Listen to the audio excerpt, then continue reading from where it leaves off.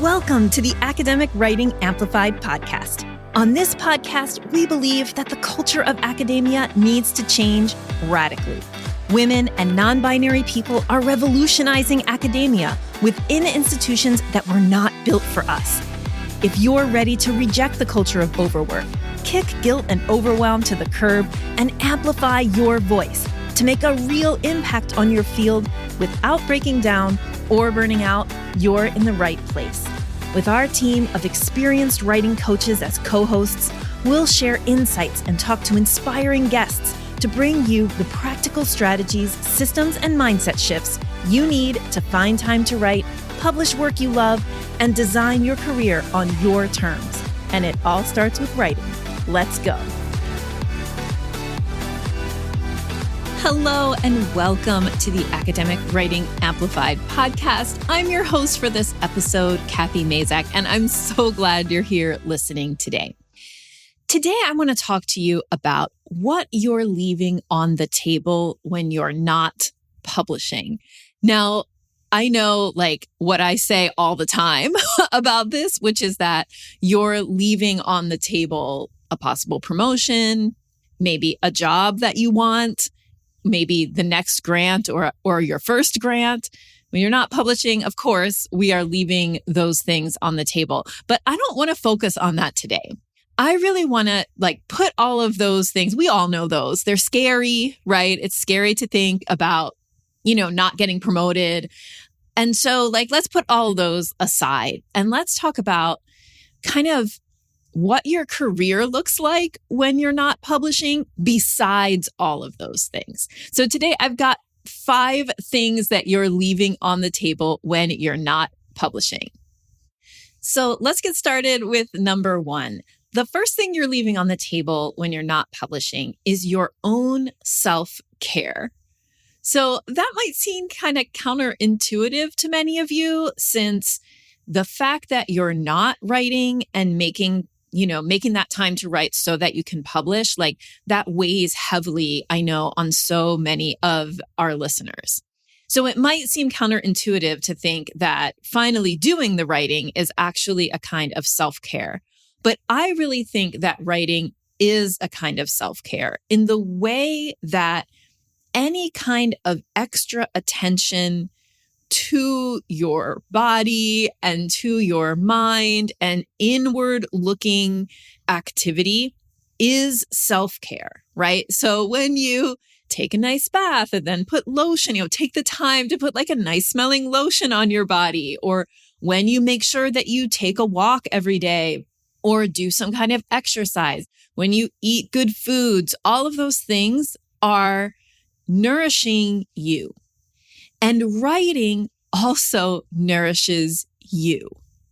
Publishing, even though it might not sound like it when I say it this way, but publishing nourishes you because it's about ensuring that your ideas are heard and developed and out in the world.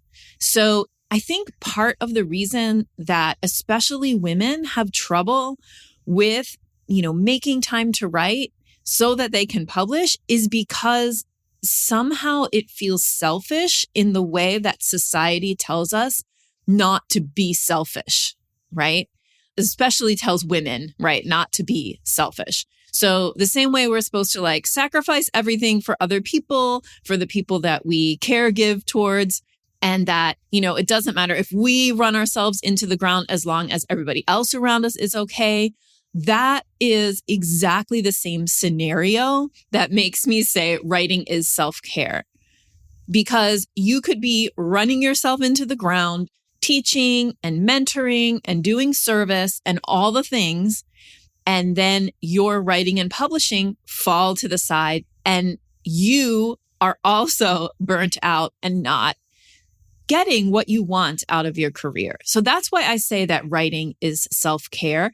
And you're leaving your own self-care on the table when you're not publishing. Okay, so that's the first one. You're leaving your own self-care because writing is self-care on the table when you're not publishing.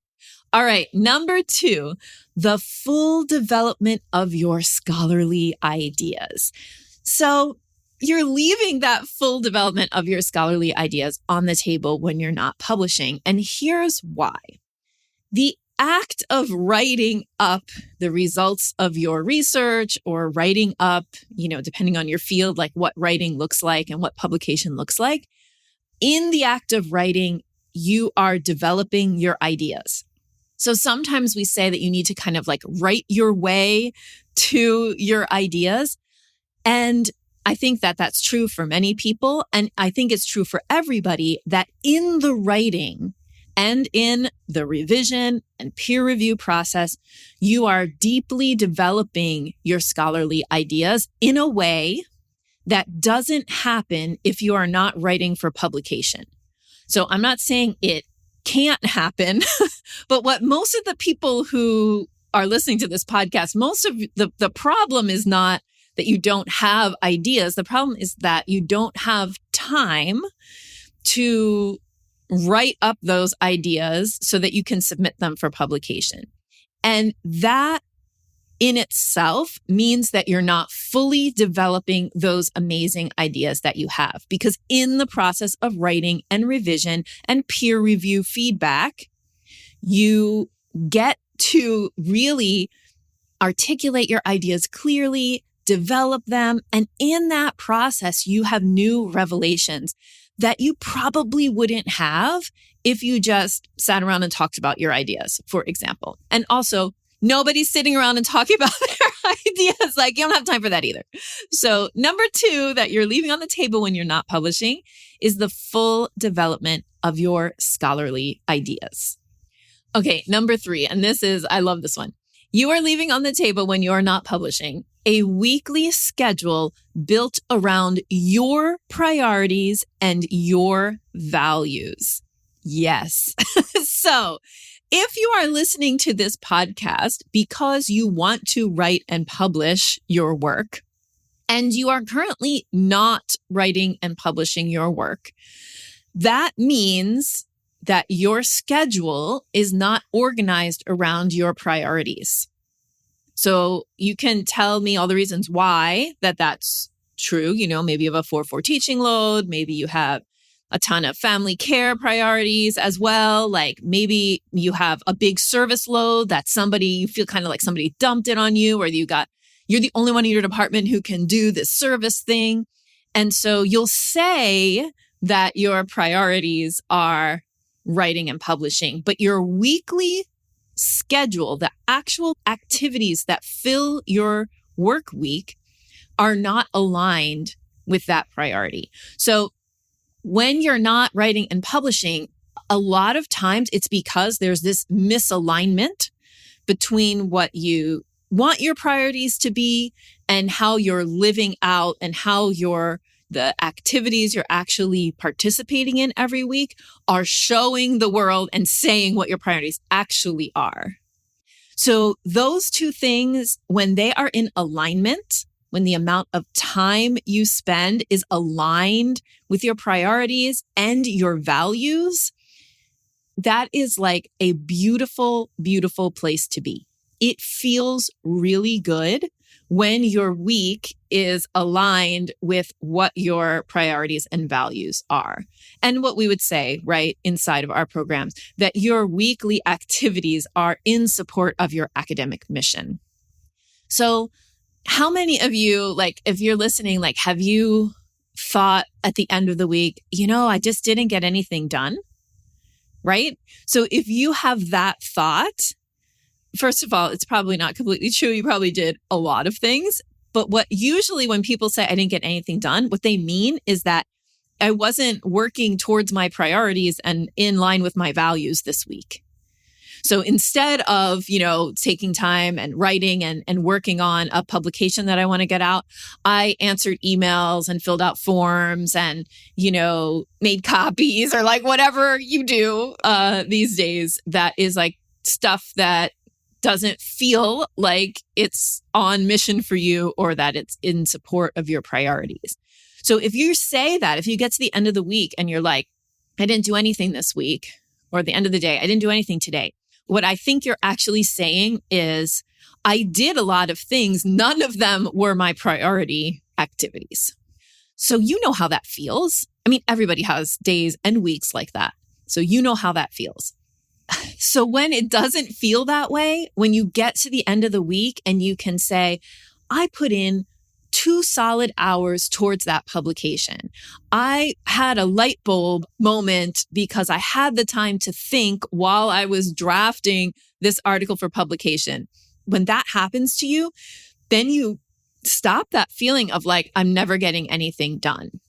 So it is very powerful to have a weekly schedule built around your priorities, values, and I would say in support of your academic mission. And you are leaving that on the table when you're not publishing.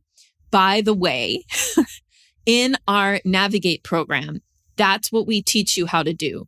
Like what we're teaching you, a result of the Navigate program is that you will know how to, because it might take you more than the 12 weeks of our Navigate program, just being very transparent.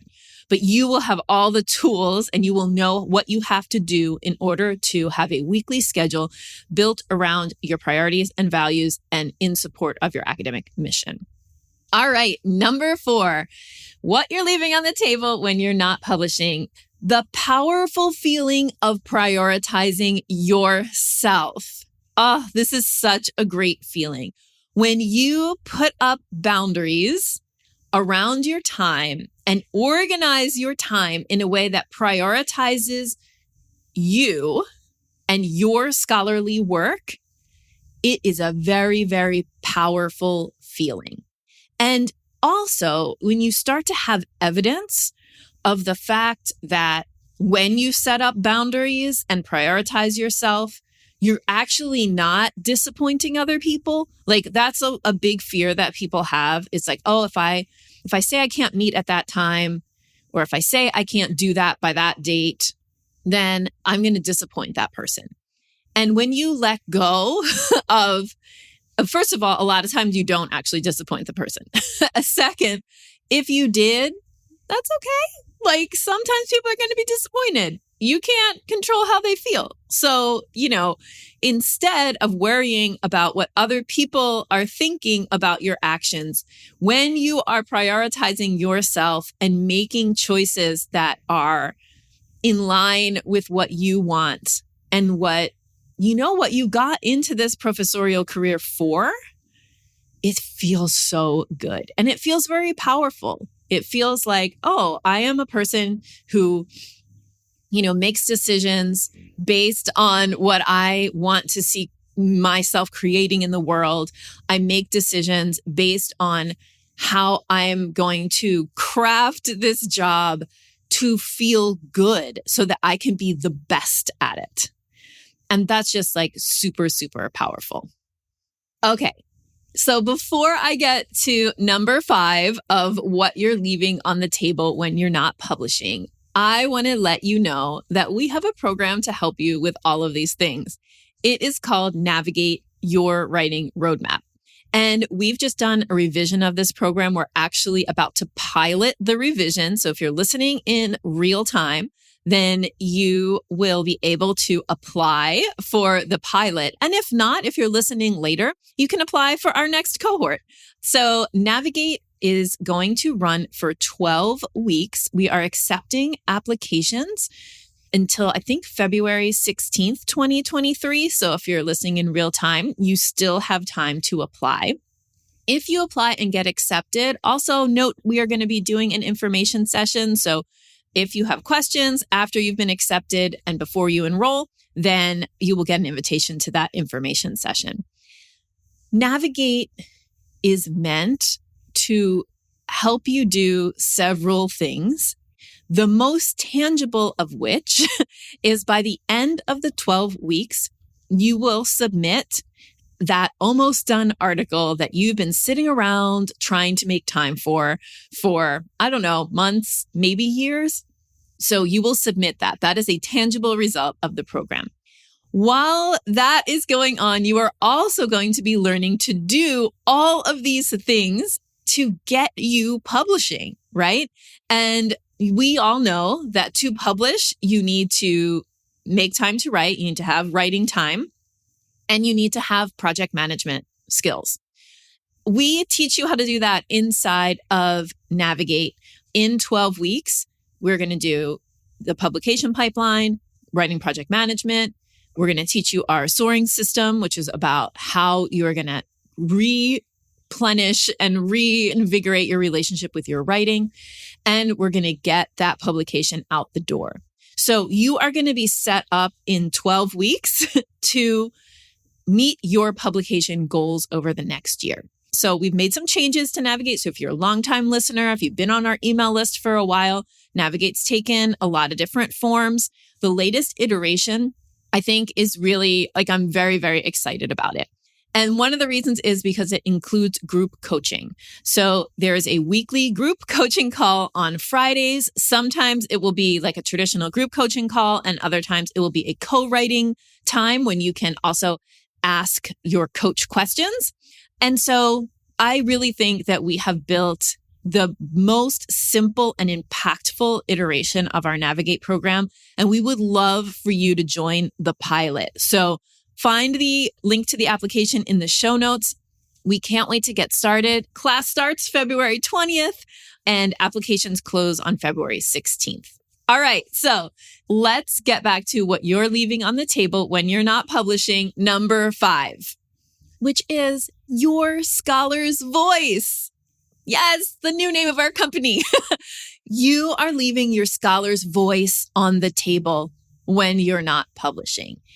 And that might be, for somebody who is not you, that might be the biggest loss, right? That your scholarly work is not out in the world, influencing your field and in conversation with other scholars. Your voice is so important. One of the reasons that this company exists is to help women and non-binary professors amplify their voice in all the ways. So whether it's through peer-reviewed publication, whether it's a book, whether it's through more popular types of writing or outreach, we want to support you in getting your voice out there, because there's only one amazing you with your particular view of your field. And I've been starting to say that our clients really have, and listeners of this podcast, have a disruptive view of their field, a unique view on their field. So many of our clients tell us, oh, I'm kind of weird in my department because I sit at the intersection of these different fields, or because I look at things this way, or because I'm trying to make this argument. And that has led for me to be outcast in some circles, but I really know this is the future of my field. We hear that all the time. So if that resonates with you, one of the things that you're leaving on the table when you're not publishing is your scholar's voice. So if you're sitting on a bunch of analyzed data, but you don't have anything written up, if you've got at least 3 almost done or partially done articles or chapters in your drive, if you want to get your voice out, but you feel overwhelmed by an admin position, by a heavy teaching load, by a lot of service, it is time for you to prioritize your writing and publishing because of all 5 reasons that I mentioned here, besides all the other great reasons like you want to get promoted, you want to get the job that you want, and you want to get grants. We want this for you. We want you to see how writing can be self-care. We want to see you write so that you can fully develop your scholarly ideas. We want you to create a schedule that's built around your priorities and values and where your activities support your academic mission. We want you to have the powerful feeling of prioritizing yourself, and we want your scholar's voice in the world.